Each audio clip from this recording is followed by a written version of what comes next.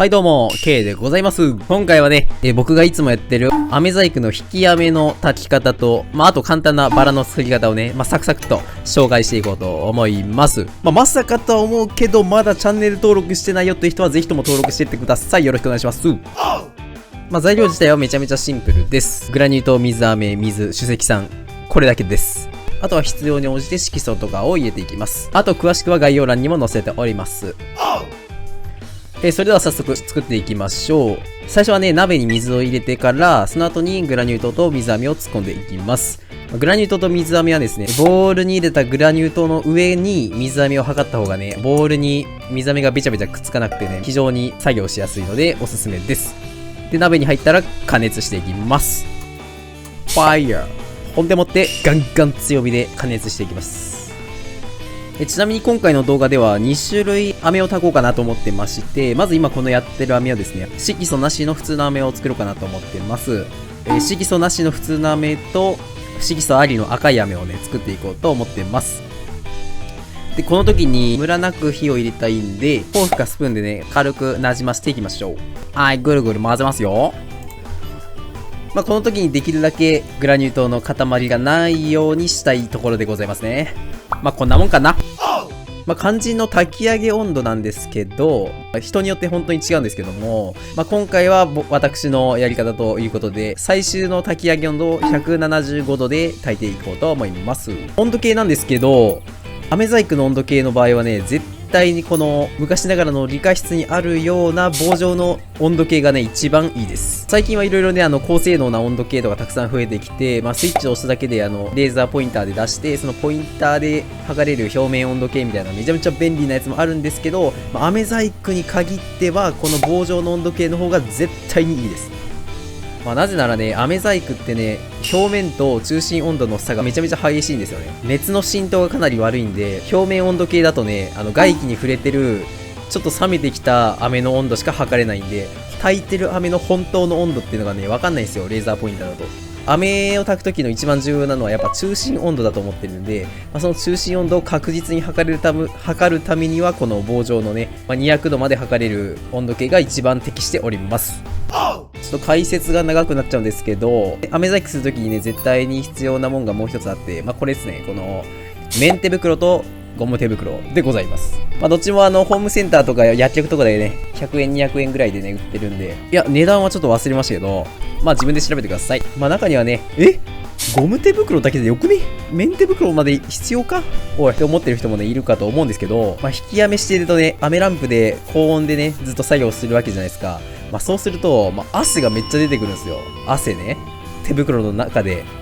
で、もし綿手袋してなかったら、その汗がね、ゴム手袋の中で行き場を失って、どこにも座れずにブチブチになっちゃうんですよ。で、それで、めちゃめちゃ汗が溜まり出したら、やがて、そのゴム手袋の手首の方の入り口から漏れてくる可能性があるんですよ。不衛生ですね、これ。汚ねえし。で、飴ってね、水がマジで苦手なんで、ちょっとでも水ついちゃうと、もうすぐベタベタになって、ツヤなくなっちゃって、作業全くスムーズに進まなくても、イライラしちゃうパターンになっちゃうんで、そういう事故を未然に防ぐための綿手袋なんですよね。言ってしまえば、夏場のシャツみたいなもんです。夏場に下に汗吸ってくれるシャツなかったら気持ち悪いじゃないですか。もうブチブチでね。そういう感じですよ。そういったことをね、イメージしてもらえると分かりやすいのかなと思いますよ。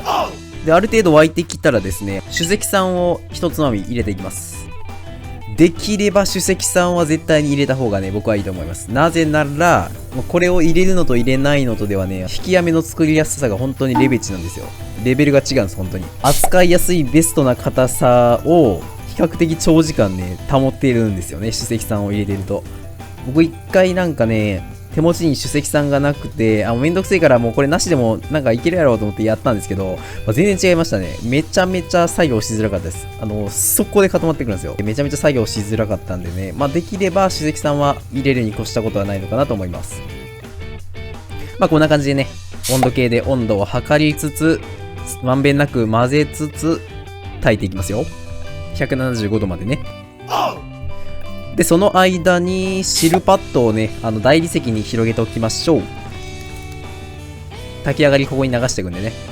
この汁パッドちょっとね、破けてるんですけど、本当はね、破けてない、綺麗な汁パッドを使ってください。はい。で、これグラニュー糖を175度まで煮詰めて色素なしで炊いてるので、まあね、途中で色ついてくるんですよ。だいたい150度ぐらいから、まあ、色がつき始めてくるんですよね。で、まあ、それで最終的に飴を引いたら、黄色か金かね、まあ、ゴールドっぽい色になるかなっていう計算で炊いております。で、完全な白のバラが作りたい時はね、もう少し炊き上げ温度をちょっとだけ低くするか、まあ、グラニュー糖じゃなくて、パラチニットっていうね、飴細工用のね、砂糖があるんですよ。まあ、これだと、カラメル化の温度がかなり高いので、ほぼほぼ色が変わることがないんですよ。まあ、真っ白なバラを作りたいなって思ってる人はね、パラチニットで作ってみることもおすすめします。まあ、これはね、沸かすだけなのでめっちゃ楽です。火がけて溶けたら使えます。今170度ぐらいですけど、まあこのぐらいで揚げましょう。まあ、言うてる前にね、余熱で結構どんどん火入ってくるんでね。まあ175ちょい手前で、まあ173か172ぐらいで切るのがおすすめです。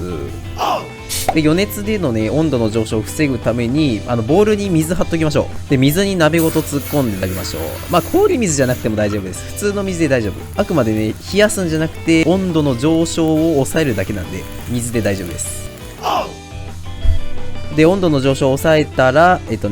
先ほど敷いたシールパッドの上に飴を流していきましょう。まあ、この時のポイントとしては、周りから、縁からね、流していくのが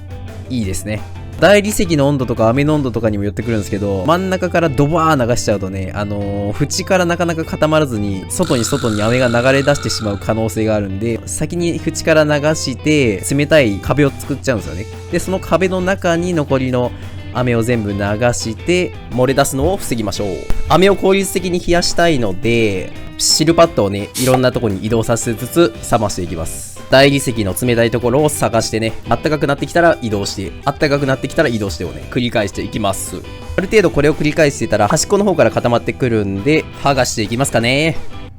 まだでしたわ。もうちょい待ちましょう。端っこからペロペロめくっていきたいんですけど、指にね、この時点でねちょってついてしまうときはまだ熱い状態なんで、やめときましょう。こんなもんですね。端っこからペロペロめくっていって指につかない状態。これがベストです。これで周りからね、どんどん内側の方に畳んでいきますよ。ペロペロペロペロ畳もうね。で、この時にね、厚さにビビって冷やしすぎちゃうとね、パリパリになって、かけらが出ちゃうんですよね。で、そのかけらがね、まあちょっと最悪ちょっとね、ダマになる可能性もね、なきにしもあらずなんで、冷やしすぎにはくれぐれも注意しましょう。で、はい、いい感じにまとまりました。で、次はね、ほんまはね、飴をどんどん引いていきたいんですけど、柔らかい状態で飴引いてもあんまりツヤが出ないんで、理想の硬さになるまで冷やしていきます。なんで、今からひたすら練って飴を冷やしていきます。で、この時に、周りにちょっと飴のかけらが落ちてると思うんで、それね、今のうちにペチリンコして回収しておきましょう。はい、こんな感じでね、台に押し付けてペチペチやっていきます。で、折りたたんでね、まあ理想の硬さになるまでこんな感じでね、台に押し付けて折りたたんで、台に押し付けて折りたたんで、台に押し付けて折りたたんで、台に押し付けて折りたたんでを繰り返していきますよ。わかったか。飴が柔らかい状態でね、引いても、まあ空気は入るっちゃ入るんですけど、まだ柔らかいんでね、空気がどんどん抜けてくんですよね。で、抜けてくから全然ツヤが出なくて、何回引いても、ただただ時間かかるだけなんで、まあ理想の硬さになるまで冷やしていくのがマジで重要。これマジ重要ポイントです。はい、結構冷えてきて、しっかりね、力を込めて引っ張れる状態が一番いいんですけど、まあね、これちょっと僕も説明しづらいんですけど、もうがっつり力入れてようやく引けるような硬さが、まあ一番いいのかなと思います。とりあえずいい硬さになったんで、飴をね、しっかり引いていきます。引いて空気を含ませてツヤを出していきます。まあ、飴引く時のコツなんですけど、まあ、パワープレイっすね。まあ、己の腕力と握力がものを言うんでね、全力で引いていきましょう。まあ、この時に引いて、持ち手の端っこの部分がね、真ん中の部分よりも空気が入らないパターンがよくあるんで、たまにね、端っこを折り込んで、まんべんなく引けるような状態が望ましいです。この時にどんだけ限界まで引けるかが勝負ですね。飴はね、本当に硬ければ硬いほど引くとツヤが出てくるんで、できるだけ、限界まで引きましょう。もうガチガチで、もう無理、もうこれ以上伸びないっすぐらいのね、感じでも、もう諦めないでください。諦めずに引き続けてください。まあ、それが一番ね、飴のツヤが出るコツなんですよ。しばらくクソつまらん画面が続くんで、倍速させていただく。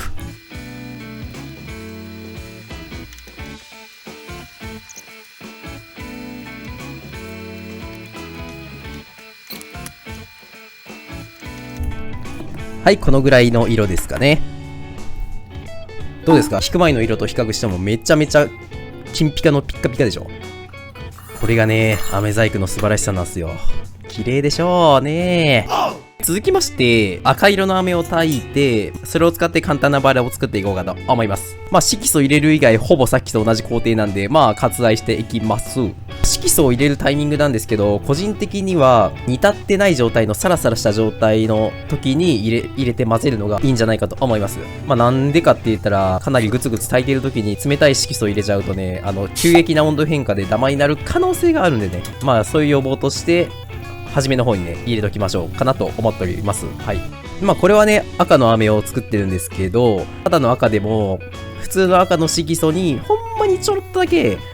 緑の色素をね、ほんまちょろっとだけ入れたら、かなり深い赤の色みたいな、大人っぽい赤色作れたりとか、まあいろんなね、色の作り方があるんでね、そこら辺はね、色素じゃないわ。なんか色の図鑑とかあるじゃないですか、本屋で。まあそういうのでね、勉強してもらえるといいかなと思います。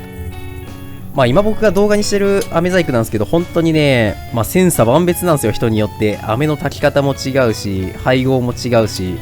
引き方も違うし、理想の硬さもね、全然違うんですけど、まあ僕のこの教えてる今回の動画の内容は、めちゃめちゃ基本のやり方なんで、講習会でね、勉強して教わった内容をそのまま動画にしてるだけなんで、自分でいろいろ試してみたらいいんじゃないかと思いますよ。まあ正解なんてないですからね。そこんとこ、よろしゅう。こうしてる間にさっきのね、飴ランプに放置してる飴もね、柔らかくなってくるんで、時折ね、こんな感じで折りたたんで、熱が入る角度を変えてあげると良きです。でね、今のうちに話しておきたいんですけど、まあさっきも話した通り、飴って水に弱いんですよ。まあ水に弱いってことは、すなわち湿度に弱いんですよ。まあ湿度に弱いってことは、